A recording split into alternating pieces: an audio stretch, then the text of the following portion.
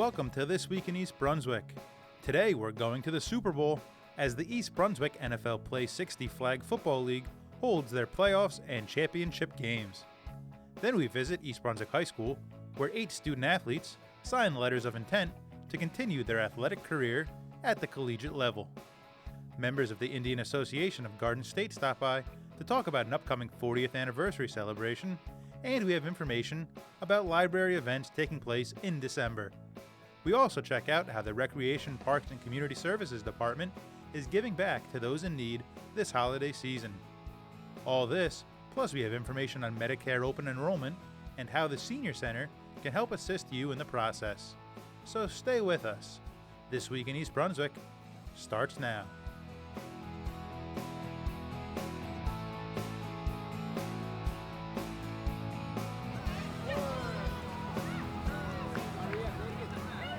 This is Barbara Reese reporting for This Week in East Brunswick.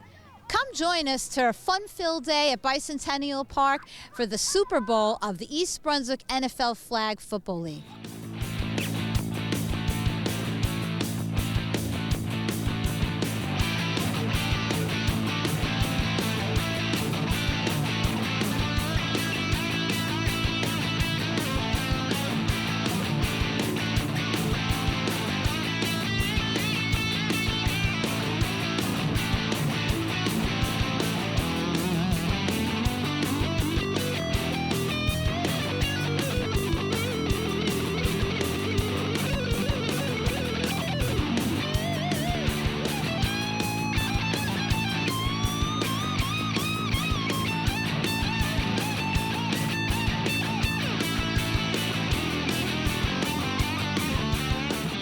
Tell us a little bit about how the league started. Our program, and if you watch some of the NFL games, falls under the NFL Play 60. So it's really just get the kids out there for an hour. The goal here is a safe, fun, and then competitive environment where the kids, it's a 5-on-5 game where they have flags, and the key thing is to pull the flag, and that's the only contact. The game reduces the number of situations where there could be major contact. It's one shot on Saturday, it's nice and easy, no practices during the week, and we give the kids time to just run around and get some air in their lungs and get off the iPhones and such. How long are the practices and the games? Well, it's a 2-hour block, 30-minute practice where the kids can joke around a little, hang out with their friends, then they play a game for about an hour. So I think it's a very good program and we really enjoy it. The kids seem to really love it. I've been coaching for 15 years and I never had parents come up to me and say how much their kid loved this game. I coached baseball, basketball, lacrosse, and never had that kind of reaction. So it would be nice if the program could grow. We're planning to grow the program to 12th grade, and it's co-ed. And some of the girls in this league are some of the top players in this league. It's amazing how boys and girls, it doesn't matter. As long as you can run, catch, throw a little bit, you can have a good time in this. Today is a very important day. Today is what we call our playoffs and Super Bowl. So all year they play their games to really do one thing, and that's to come out today and try to win. Not everybody wins, and we are okay with that. I say it to my kids all the time, please, don't be mad if you lose. It's not about winning or losing, it's about having a great time. But today is also a big day because everybody comes out, the parents, the coaches, we all come together and we celebrate a wonderful thing that's happened, and that's getting all these kids together in one place and having a great time.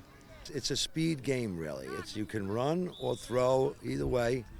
But the nice part about it is that there's less kids on the field, so there's no contact really, and it's a fast game. It's a lot of fun.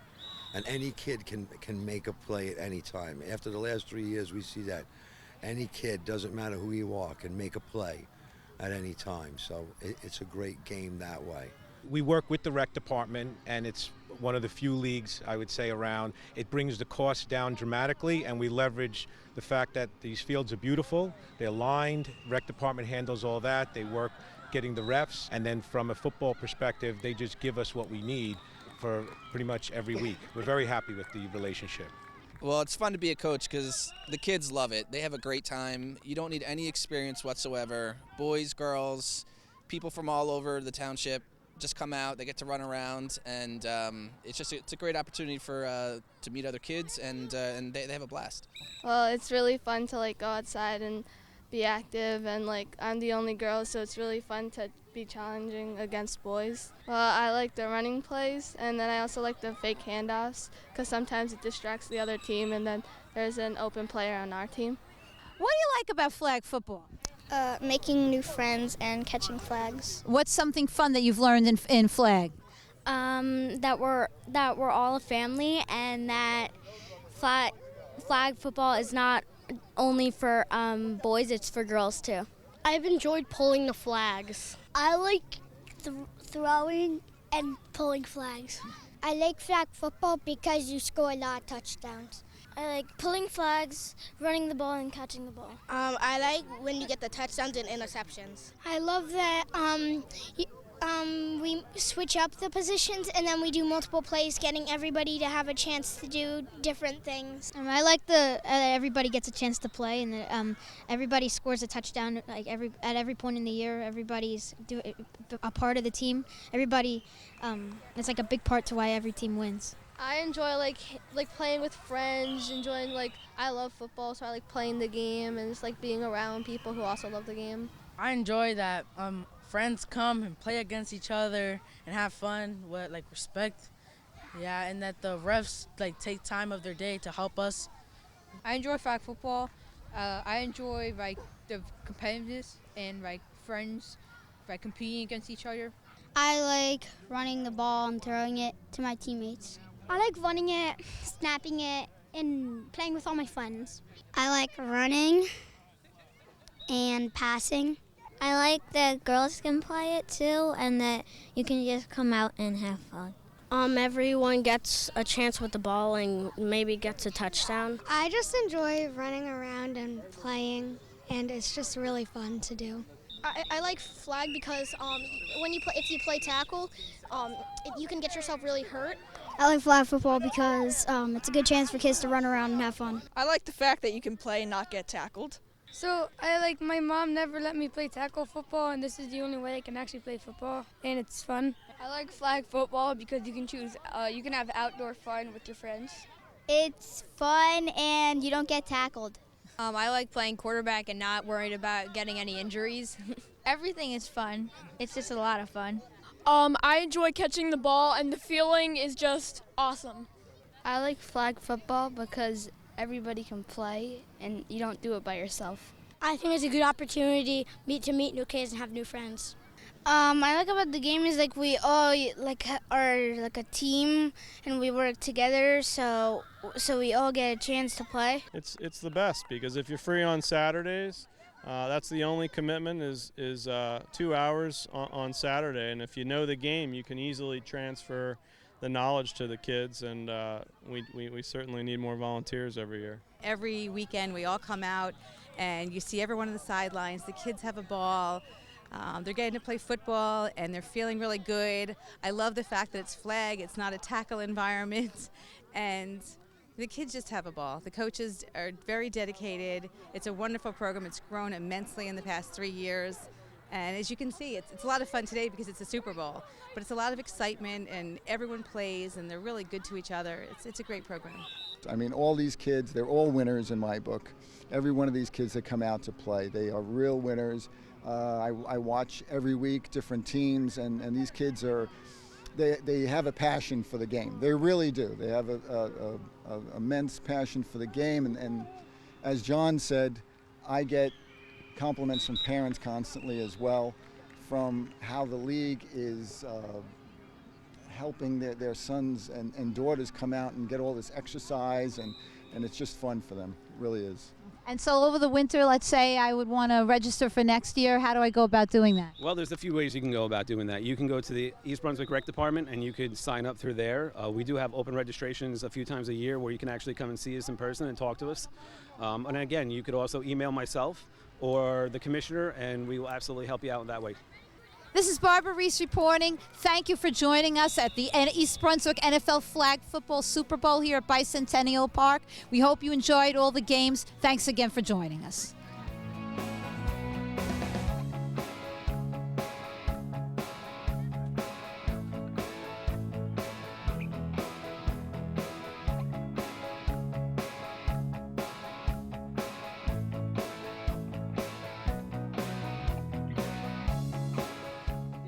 a great honor and accomplishment for these athletes that have committed to play at the college level.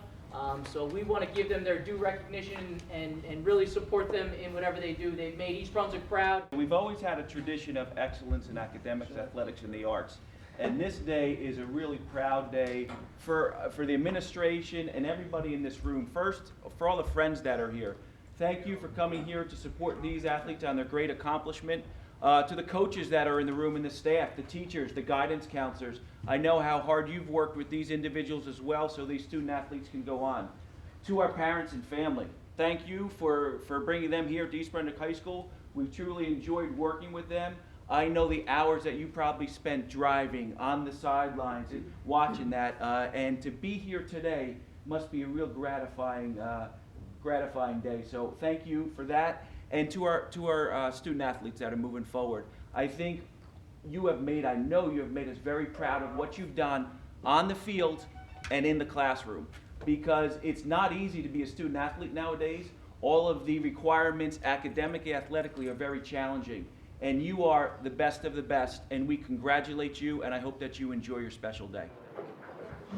My name is Katrina Gwendamary. I'm playing soccer at NGIT, and I want to thank my parents, my coaches, and my teammates for getting me to where I am today.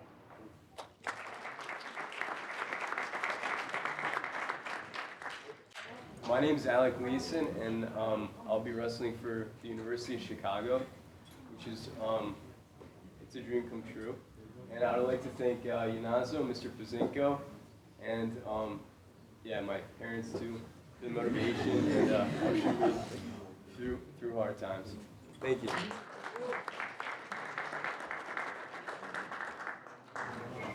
My name is Mark Schleifer. I'm going to be wrestling for Princeton University, and I want to thank my parents for all the dedication that they've placed in me, and I'm really excited to wrestle at the collegiate level.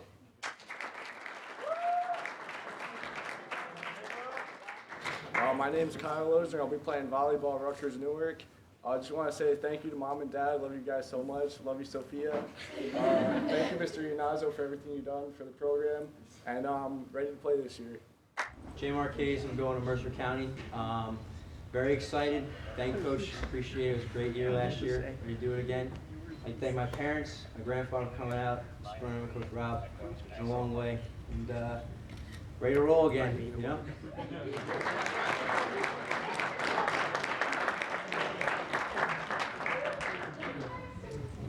My name is Nick Martino.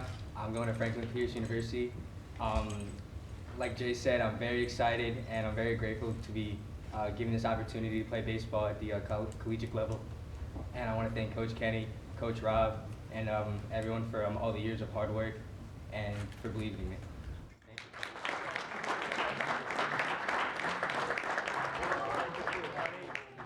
I'm Christian Shelley. I'm going to Rutgers University, a Newark campus, to play baseball.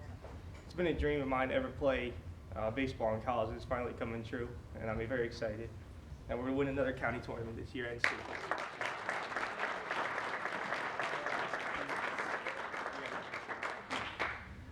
I'm Tyler Burnham. I plan on attending Seton Hall University as a pitcher. And first of all, I'd like to thank my parents for giving me this opportunity and training me ever since I was real young. Thank you, Mr. Yanazo, for facilities and everything. And thank you, Coach Kenny, for bringing us the title.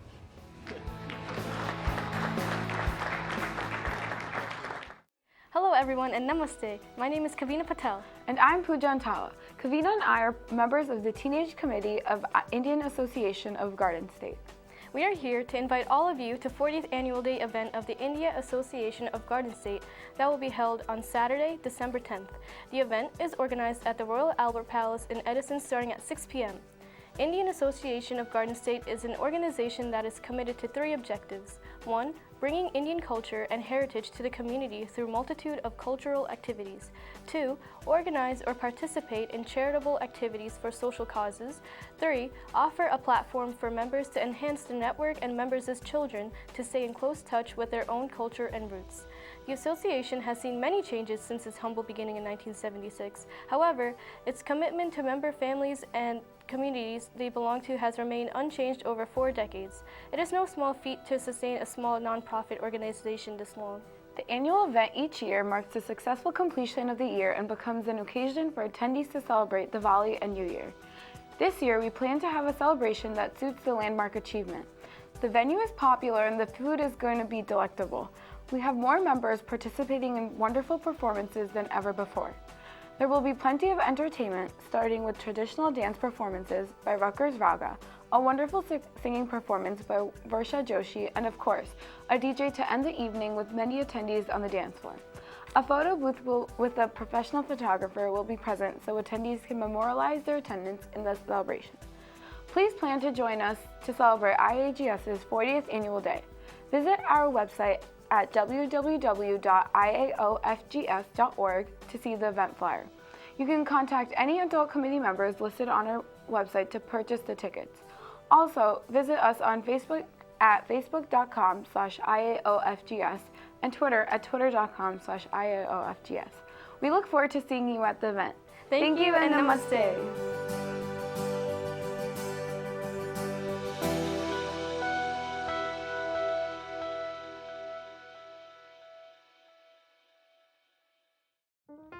Hi, I'm Melissa Hosick, and I invite you to attend one of our upcoming December events for adults at the East Brunswick Public Library.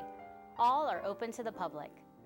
On Sunday, December 11th at 2 p.m., come enjoy the East Brunswick Community Chorus's annual holiday concert. On Tuesday, December 13th at 2:30 p.m., Sean Illingworth of the Rutgers University Archives will share the stories of America's experience during World War II through oral history. On Tuesday, December 13th at 7 p.m., bring 2 skeins of super bulky yarn and learn how to arm knit from our librarians and volunteers. To learn about our other events, such as Affordable Care Act Enrollment Assistance, Technology Week, film festivals, and more, visit ebpl.org/calendar or follow us on social media. We hope to see you in December.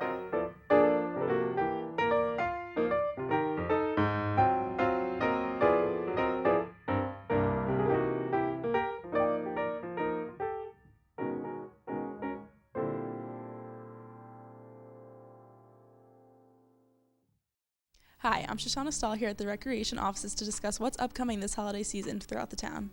So can you just tell us about the program that you have here? Sure. It's called the Holiday Food and Gift Basket Program. And what it actually is, we reach out to the schools, East Brunswick schools, and they will identify families that are in need of a helping hand during the holidays. They complete a form if they'd like to participate in the program, and it comes to our department, to the Recreation Department. From there, we at Recreation will then reach out to individual organizations, individual businesses in town, residents, and what we're reaching out is to ask people to adopt families, or if they don't want to go that route, they can certainly bring in food donations to us, gift cards, any of those items, and we will then handle passing on those items to the families. And how many families are in need?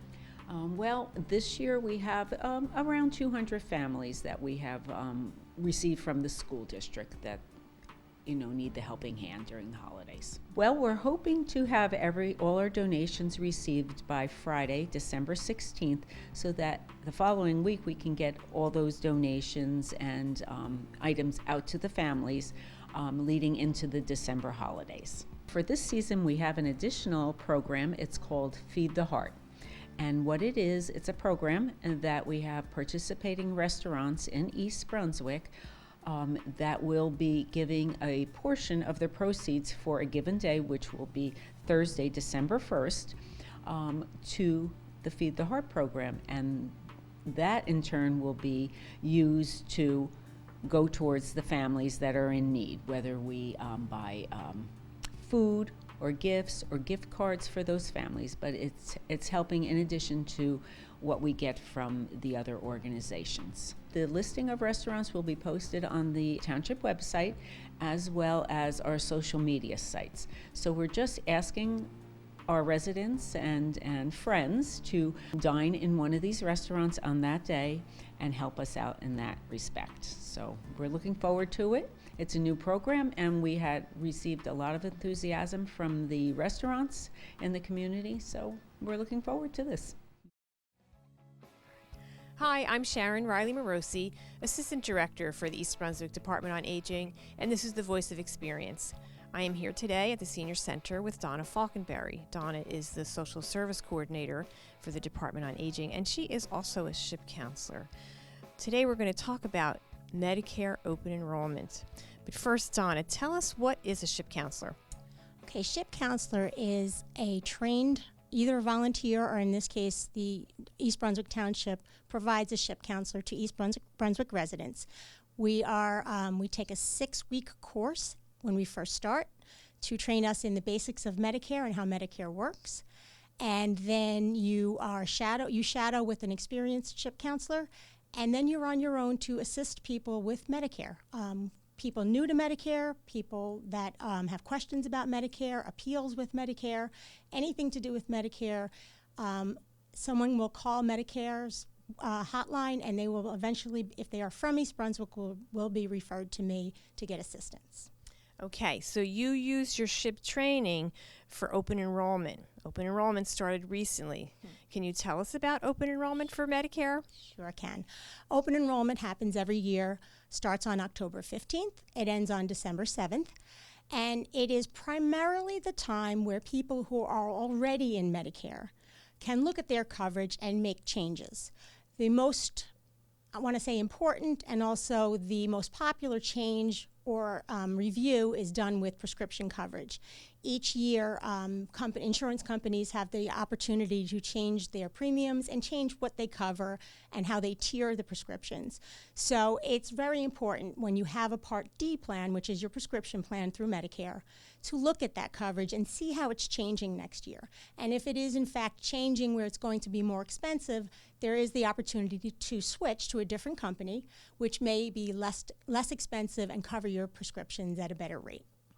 So is seeing a SHIP counselor the only way that people can get this information? No. SHIP counselors are trained to do this, but you actually can do this on your own.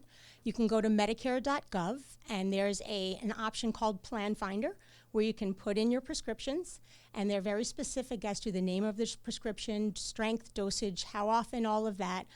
And then it will generate a list, and then they take that list, and the database will compare it to all the options for 2017, and it'll tell you what is your least expensive to your most expensive prescription plan. And you can, right from that page, actually enroll for the following year in a different plan if you would like to do that on your own.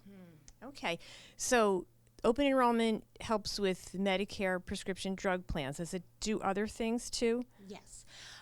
In Medicare, there are 2 ways you can go. You can go with traditional Medicare, sometimes if you can afford a supplement, and then also your Part D plan, that's the prescription plan. Or there are some people who take the Medicare Advantage plan option, which is where all of that is combined. And both your prescription and your medical coverage is combined with one company. That is more of an HMO. There are doctors that need to be in that network. So during open enrollment, there's your opportunity to go from one to the other if you would like to.